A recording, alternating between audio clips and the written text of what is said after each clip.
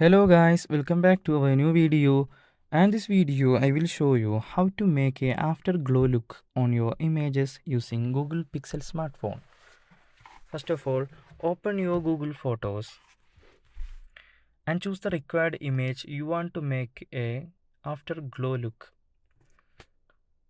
Here you can see the edit option on the bottom side of this image. Choose the edit option. In the suggestions, scroll towards right to reach the afterglow option. Tap on the afterglow. Now your image is turned into a afterglow look. By doing this, you can make a afterglow effect on any images. Tap on the save copy option on the bottom right corner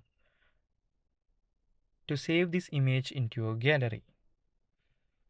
If you found this video useful, please do like and subscribe. Thanks for watching.